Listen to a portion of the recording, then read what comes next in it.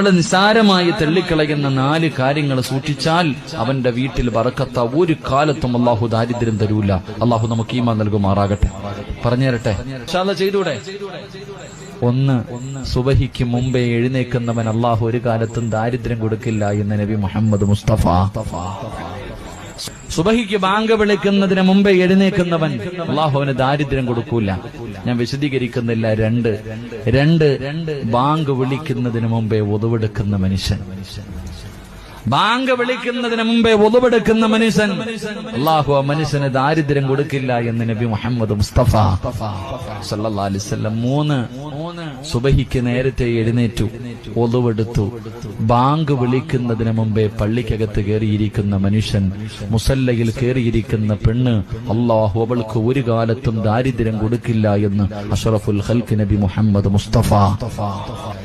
4ാമത്തെ കാര്യം നമുക്ക്